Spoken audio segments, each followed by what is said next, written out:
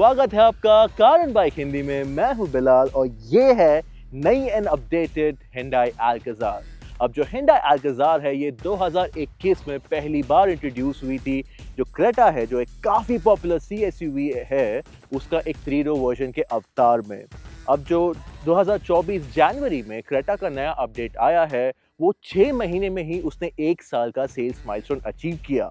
अब आ चुका है 2024 का Alcazar और जो प्रीवियस Alcazar था वो एक अपने सेल्स से अपने मार्केट को नहीं हिला पाया। पर क्या ये नया Alcazar वो चीज़ कर पाएगा जो प्री फेसलिफ्ट Alcazar नहीं कर पाया? तो इस वीडियो में हम इसी सवाल का जवाब ढूंढेंगे। हम देखेंगे ये नई Alcazar कैसी है दिखने में बाहर से, क्या है चेंजेस अंदर की ओर और चलने में ये कैसी है। हम चला रहे हैं इसे उदयपुर की एक ब्यूटीफुल सिटी में। और आगे बढ़ने से पहले मैं रिक्वेस्ट करूंगा आपको car and bike Hindi channel को सब्सक्राइब करने के लिए, अगर आपने अब तक नहीं किया है, ताकि हम और आप काफ़ी फ्रीक्वेंटली मिल सके। और ऐसे वीडियो को सबसे पहले अपने इनबॉक्स में पाने के लिए उस बेल आइकन को भी दबाइएगा।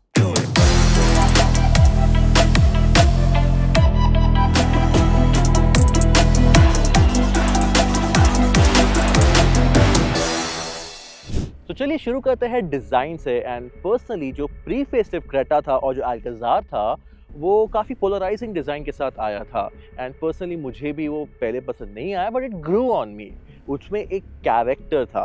पर अब जो 2024 का जो क्रेटा है और जो Alcazar है दोनों में ही नया डिज़ाइन लैंग्वेज यूज़ किया गया है, जहाँ पे आपको काफ़ी boxy and linear horizontal design काफ़ी देखने मिलता है। अब आते हैं हम Alcazar की ओर, बट यहाँ पे एक स्पेशलिटी है।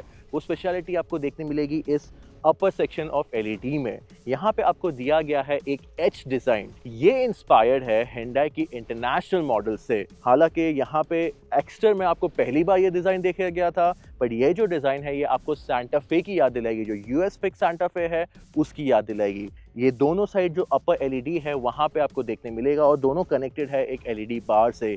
नीचे की ओर जो ग्रिल है वो थोड़ा चेंज किया गया है क्रेटा से, स्पेशली जो लोगो है और ये जो हॉरिजॉन्टल एलिमेंट्स है। जो स्क्वेरिश हेडलैम्प्स है, again I am not a huge fan of, but आपको ये डिज़ाइन कैसा लगता है हमें कमेंट सेक्शन में ज़रूर बताइएगा। उसके अलावा जो नीचे सिल्वर स्किड प्लेट है वो भी नया है। और आप जब साइड की ओर आते हो तो ये 18 इंच के अलॉय व्हील्स काफ़ी स्पोर्टी दिखते हैं। इन प्रोफाइल कुछ चेंजेस नहीं किए गए हैं, जैसा कि प्रीवियस क्रेटा में हमने देखा। फेसलिफ्टेड क्रेटा में भी प्रोफाइल में कोई चेंजेस नहीं किया गया था, बट यहाँ पे जो नया कलर आप देख रहे हो ये स्टेल्थ ग्रे, ये इस डिज़ाइन को काफ़ी कॉम्प्लीमेंट करता है। पहले मुझे लगा था कि स्टेल्थ ग्रे में ये गाड़ी काफ़ी छिप जाएगी, बट नहीं, इसमें इसका डिज़ाइन काफ़ी बैटमोबाइल टाइप स्टेल्थी लगता है।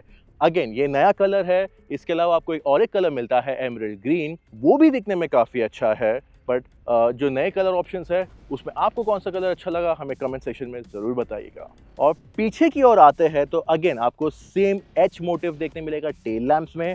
और टेल लैंप कनेक्टेड है अब, जैसा कि हमने क्रेटा में भी देखा था। बट यहाँ पे स्पेशल हाईलाइट्स दिए गए हैं अगेन लोअर डाउन इस सिल्वर स्किड प्लेट के साथ, और ट्विन एग्जॉस्ट जो पहले भी थे बट अभी थोड़े प्रोमिनेंट कर दिए गए हैं। एक ये एलिमेंट आपको स्पेशल देखने मिलेगा जो इस Alcazar फेसलिफ्ट के साथ दिया गया है। ओवरऑल Alcazar का डिज़ाइन काफ़ी अच्छा है, काफ़ी अलग है, काफ़ी फ्रेश है। तो एक्सटीरियर के बाद चलिए देखते हैं इंटीरियर कैसा है इस नई Alcazar का। और यहाँ पे अगेन काफ़ी इंस्पिरेशन है क्रेटा से, तो मैं बार बार क्रेटा का नाम लेता रहूँगा, तो बेयर विथ मी। जो नया कैबिन आपको देखने मिला था नई क्रेटा में वो यहाँ पे कैरी फॉरवर्ड किया गया है, बट जो क्रेटा का कैबिन है वो थोड़ा ऑल ब्लैक थीम फॉलो करता है। यहाँ पे आपको मिलता है थोड़ा बेज एंड ब्लैक कॉम्बिनेशन जो काफ़ी प्रीमियम कार का फील देता है। एंड आई प्रेफर Alcazar में ये अच्छे से दिया गया है and it is a good move by Hyundai। आपको मिलता है सेम फ्लोटिंग बिनेकल डैशबोर्ड पे, जहाँ पे 2 मैसिव टच स्क्रीन दिए गए हैं। और जो सेंटर कंसोल है अगेन ये काफ़ी स्ट्रेट फॉरवर्ड कॉपी किया गया है या लिया गया है क्रेटा से। स्टीयरिंग व्हील डिज़ाइन भी क्रेटा से है, बट जो सीट है इसमें जो अपहोल्स्ट्री दी गई है ये काफ़ी अलग है। ये कंफर्टेबल है बैठने में, इसका जो फील है वो काफ़ी अच्छा है। और अगेन इसको चलाने में जब हम देखेंगे ये चलते में कैसी है, तब ये सीट का इंपॉर्टेंस काफ़ी महसूस होगा। तो एर्गोनॉमिकली भी ये कैबिन काफ़ी अच्छा है, काफ़ी वेल डिज़ाइंड है। Everything is easy to reach. Even यहाँ पे जो ग्लव बॉक्स के ऊपर एक स्लॉट दिया गया है आपको फ़ोन रखने के लिए, कुछ सामान रखने के लिए, it's a very good move because एक फैमिली SUV है, तो प्रैक्टिकलिटी में काफ़ी इंपॉर्टेंस दिया गया है। प्रैक्टिकलिटी के मामले में आपको मिलता है एक वायरलेस चार्जिंग पैड यहाँ पर, बट जो पीछे की ओर जो सेंटर कंसोल में जो कप होल्डर है उसका डिज़ाइन थोड़ा अजीब है, क्योंकि जो पीछे की ओर कप होल्डर है वो हाफ इश सर्कुलर है, और जो दूसरा कप होल्डर है वो स्क्वायर है, एंड कप्स यूजुअली सर्कुलर होते हैं। सो आई डोंट नो कि उसमें कैसा कप बैठेगा, बट इंसिडेंटली जो मेरा फ़ोन है वो एग्जैक्टली उसके ऊपर परफेक्टली बैठ जाता है, which is a good move. तो अब फ्रंट रो के बाद चलिए देखते हैं सेकेंड रो को। और जो हिंडाई के अनुसार एक अल्काज़ार खरीदार है वो सेकेंड रो को काफ़ी ज़्यादा प्रेफर करते हैं, क्योंकि ये मोस्टली शॉफर ड्रिवन कार्स होती है, और इस अपडेट के साथ हिंडाई ने अब इस सेकेंड रो को और भी स्पेशल कर दिया है। तो चलिए देखते हैं इसमें जो स्पेशलिटी है एक एक करके। तो पहली बात तो अब मैं बैठा हूँ इस फ्रंट सीट को अपने हिसाब से सेट करके। मुझे डिसेंट लेग रूम मिल जाता है, बट मोर इम्पॉर्टेंटली जो यहाँ पे जो मुझे आर्म रेस्ट मिलता है इस कैप्टन सीट में वो थोड़ा स्पेशल फील होता है। उससे ज़्यादा स्पेशल फील करने के लिए अब यहाँ सेकेंड रो में आपको मिलता है एडजस्टेबल अंडर थाई सपोर्ट। कई सालों से हम जर्नलिस्ट ये कंप्लेन कर रहे हैं कि सेकेंड रो में आपको अंडर थाई सपोर्ट नहीं मिलता। इसका सोल्यूशन सेकेंड रो में पहली बार आपको मिलता है एक एडजस्टेबल अंडर थाई सपोर्ट। उसके अलावा ये जो हेडरेस्ट है ये भी काफ़ी स्पेशली डिज़ाइन है, ताकि जब मैं रिक्लाइन करके आराम करके सोने की कोशिश कर रहा हूँ तो यहाँ पे नेक सपोर्ट काफ़ी अच्छा मिलता है। अब हेडरेस्ट के बाद आपको मिलते हैं यहाँ पे फोल्डिंग टेबल्स दोनों ही सीट्स के लिए। ये फोल्डिंग टेबल्स में स्लॉट दिया गया है ताकि आप अपना फ़ोन या टैबलेट यहाँ रख सकते हो, आप यहाँ खाना खा सकते हो, और उसके अलावा आपको यहाँ पे कप होल्डर भी दिया गया है। इस फोल्डिंग टेबल के अलावा आपको मिलता है वेंटिलेटेड सेकेंड रो सीट्स। ये फीचर इस सेगमेंट में देखा गया है, बट अगेन ये फीचर यहाँ होना इज स्पेशल इन इटसेल्फ। और विजिबिलिटी और एम्बियंस के मामले भी ये सेकेंड रो काफ़ी अच्छा है, क्योंकि आपको मिलती है बड़ी विंडोज़, एक लार्ज पैनोरामिक सनरूफ जो काफ़ी पीछे तक एक्सटेंड होता है, और विंडोज़ में आपको ये सन ब्लाइंड्स भी मिलते हैं, और आपको मिलता है यहाँ पे rare AC vents. Separate climate zone नहीं है, बट ठीक है इस सेगमेंट में एक्सपेक्ट भी नहीं कर सकते। उसके नीचे आपको मिलता है एक स्लॉट, यहाँ पे आप अपना फ़ोन रख सकते हो, बट अगेन इस सेकेंड रो को स्पेस को स्पेशल बनाता है सेकेंड रो में वायरलेस चार्जिंग पैड। उसके अलावा आपको वायर्ड भी दी गई है 2 टाइप सी USB पोर्ट जो फास्ट चार्जिंग भी देती है। बट या अगर आप पीछे बैठे हो, एक बंदा अपना USB यूज़ कर सकता है अपने फ़ोन चार्ज करने के लिए, और दूसरा वायरलेस चार्जिंग पैड भी यूज़ कर सकता है। और आखिर में एक और फीचर है जो इस सेकेंड रो स्पेस को थोड़ा और स्पेशल बना देता है, वो ये है कि मैं बैठा हूँ इस वक्त यहाँ पे इस ड्राइवर के पीछे, बट जो एक्चुअल अल्काज़ार ओनर है, जो शॉफर ड्रिवन ओनर है, वो बैठते हैं यहाँ पर, क्योंकि यहाँ पे उनको मिलता है बॉस मोड। बॉस मोड ये है कि ये जो फ्रंट सीट है आप उसको इलेक्ट्रॉनिकली एडजस्ट कर सकते हो ताकि आपको ज़्यादा स्पेस यहाँ मिल सके। यहाँ पे आप प्रॉपरली बैठ पाओगे लाइक अ बॉस। अब सेकेंड रो की तो बात हो गई, बट अब ये है अल्काज़ार, और अल्काज़ार है एक 3 रो SUV। बट यहाँ पे आपको कैरेंस या फिर अर्टिगा की तरह जो सेकेंड रो है वहाँ पे टम्बल फंक्शन नहीं मिलता। आपको अगर थर्ड रो में जाना है तो आपको यहाँ से क्लाइंब करके जाना होगा बीच में से। अब स्पेस तो यहाँ पे ठीक है पीछे जाने के लिए, और थर्ड रो में आके बैठने के बाद आपको एज एक्सपेक्टेड जो स्पेस है वो काफ़ी टाइट लगेगी, क्योंकि यहाँ पे जो शोल्डर रूम है वो भी कम है और लेग रूम तो ना के बराबर है। हाँ, एक पैर आप थोड़ा सेंटर में रख सकते हो ताकि आपको थोड़ा एक्सटेंशन मिले, बट जो दूसरा पैर है वहाँ पे आपको ज़रा भी स्पेस नहीं मिलेगी, स्पेशली अगर आगे कोई बैठा है तो। अगर थर्ड रो में कोई बैठ रहा है तो वहाँ पे उनको मिलता है थोड़ा यहाँ पे एडजस्टेबल हेडरेस्ट, कप होल्डर दोनों ही साइड पे, थोड़ा और स्पेस है कुछ सामान रखने के लिए, और डेडिकेटेड एयर वेंट्स भी दिए गए हैं, which is a good touch. उसके अलावा यहाँ पे आपको दोनों ही साइड पे मिलते हैं टाइप C USB पोर्ट्स। जो थर्ड क्वार्टर विंडो है ये भी थोड़ी बड़ी हो सकती थी ताकि आपको ज़्यादा विजिबिलिटी मिले बाहर का और आपको क्लॉस्ट्रोफोबिक फील ना हो, क्योंकि जो हेडरूम है वो काफ़ी टाइट है, और अगेन यहाँ पे आप काफ़ी क्लोज बैठते हो टेल गेट के, तो यहाँ पे जो स्पेस है अगेन काफ़ी टाइट है। बड़ी SUV होती थोड़ी तो आपको ज़्यादा स्पेस मिलता थर्ड रो में, बट अल्काज़ार का जो थर्ड रो है इट्स नॉट इट्स फोर्टे। और आखिर में हम आते हैं इस अल्काज़ार के बूट स्पेस पे। अब हमें पता है कि 180 लीटर का बूट स्पेस थर्ड रो के साथ ज़्यादा नहीं है, आप रख सकते हो 1 से 2 कैबिन साइज बैग्स यहाँ पर, बट उसके अलावा ज़्यादा कुछ नहीं। पर हाँ, अगर आपको ज़्यादा स्पेस चाहिए और आपके थर्ड रो में नहीं बैठा है कोई, तो आप इसके थर्ड रो को फोल्ड डाउन कर सकते हो, एंड जब आप इसको फोल्ड कर दोगे तो आपको मिलता है ऑलमोस्ट 580 लीटर का बूट स्पेस, जो आप यूज़ कर सकते हो एक घर शिफ्ट करने में भी।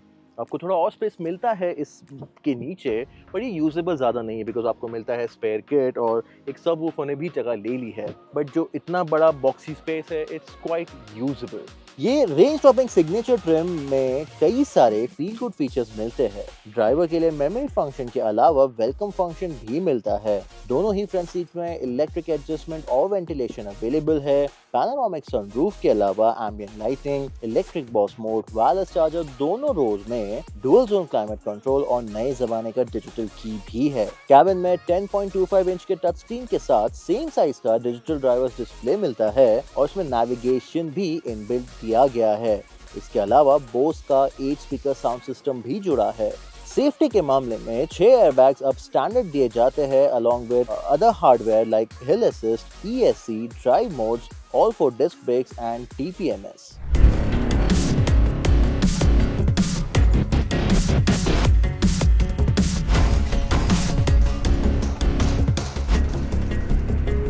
So, अब एक्सटीरियर और इंटीरियर के बाद चलिए बढ़ते हैं इंजन एंड ड्राइविंग डायनामिक्स की ओर। और ये जो 2024 अल्काज़ार है, यहाँ पे अब आपको सिर्फ 2 इंजन ऑप्शंस मिलते हैं। पहले अल्काज़ार में 3 मिलते थे। पहला जो naturally aspirated 2 litre petrol engine था वो अब डिसकंटिन्यू कर दिया गया है। उसके अलावा जो 1.5 डीजल जो CRDI है वो अवेलेबल है अभी भी। ये जो इंजन है वो अपने आप में काफ़ी रिफाइंड है, टॉर्की है और काफ़ी फ्यूल एफिशिएंट भी है। उस डीजल में आपको मिल जाता है तकरीबन 114 bhp और 250 न्यूटन मीटर, और उसका जो क्लेम माइलेज है वो भी काफ़ी इम्प्रेसिव है, अराउंड 18 से 20 kmpl। और रियलिस्टिकली भी अगर आप उसको चलाओ तो सिटी में अराउंड 15 से 16 kmpl का माइलेज आपको मिल सकता है।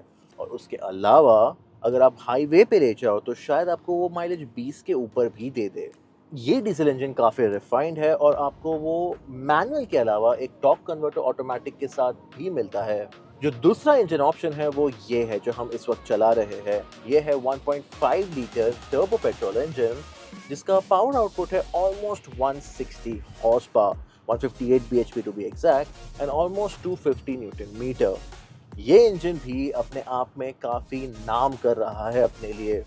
ये इंजन आपको और भी कई गाड़ियों में मिलता है जैसे कि Verna, Creta, even Carens and Seltos में भी।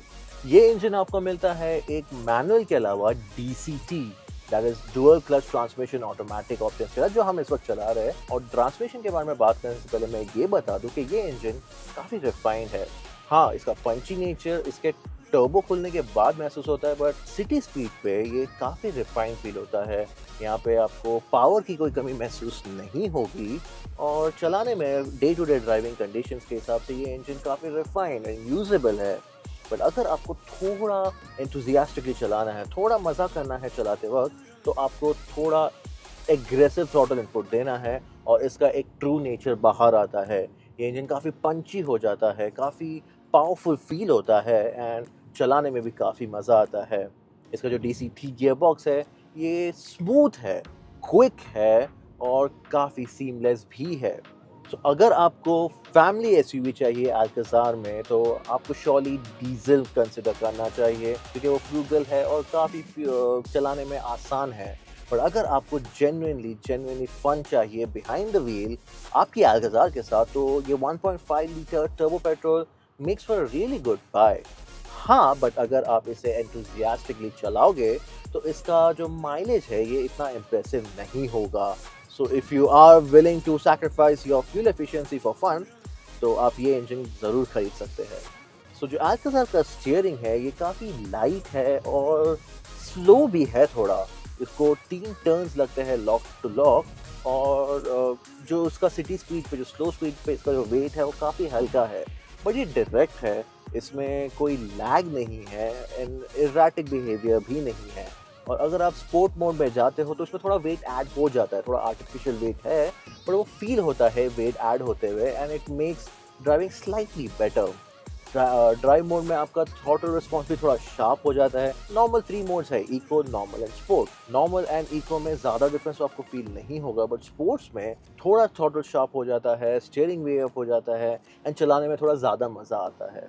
राइड क्वालिटी भी काफ़ी सॉर्टेड है, ना ज़्यादा सॉफ्ट है जो आपको ज़्यादा बॉडी मूवमेंट फील कराए, ना ही स्टिफ है जहाँ पे आपको ज़्यादातर खड्डे महसूस हो। हमने लेवल 2 ADAS जो डेब्यू करता है अब अल्काज़ार लाइनअप में भी, उसे भी एक्सपीरियंस किया। तो अडैप्टिव क्रूज कंट्रोल और ऑटोनॉमस ब्रेकिंग दोनों ही काफ़ी सटीक तरीके से काम कर रहे थे। पर ये रियल वर्ल्ड कंडीशन में कैसे काम करते हैं हम काफ़ी डिटेल में बता पाएंगे जब हम अल्काज़ार के साथ ज़्यादा टाइम स्पेंड करेंगे। तो पहले के मुकाबले में ये नई अल्काज़ार हर मामले में बेटर हो चुकी है। ये दिखने में अच्छी है, काफ़ी फ्रेश है, इसमें ढेर सारे फीचर्स दिए गए हैं और चलाने के मामले में ये काफ़ी सॉर्टेड है, भले ही वो सिटी हो या हाईवे रन हो।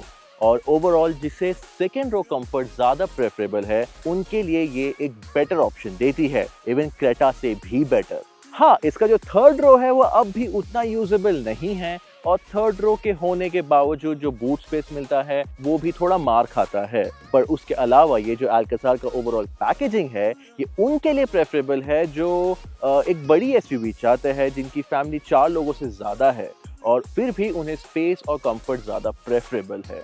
हाँ, इसका जो प्राइसिंग है वो आपको आपकी स्क्रीन पे देखने मिल जाएगा। और इसके जो राइवल्स है इस 3 रो एसयूवी स्पेस में वो है टाटा की नई सफारी, महिंद्रा की XUV 700 और MG की हेक्टर प्लस। अब इन तीनों ही एसयूवीज डायमेंशन के मामले में इस अल्काज़ार से बड़ी है और शायद यही रीज़न है इस अल्काज़ार के सेल्स का उतना नहीं होना जितना इससे एक्सपेक्टेड है। पर आपकी क्या राय है इस नई अल्काज़ार को लेकर? क्या आप इसे प्रेफर करोगे इन तीनों एसयूवी के कंपैरिजन में या क्रेटा से ये बेटर ऑप्शन देती है? हमें कमेंट सेक्शन में ज़रूर बताइएगा। और अगर आपको कोई भी सवाल है इस अल्काज़ार को लेकर तो आप हमें कमेंट सेक्शन में लिख सकते हैं या हमारी वेबसाइट www.karanbike पर विजिट कर सकते हैं। कारण बाइक हिंदी चैनल में जुड़ने के लिए शुक्रिया। मिलते हैं अगले वीडियो में। मैं हूं बिलाल, लेता हूं आपसे विदा, फिर मिलते हैं।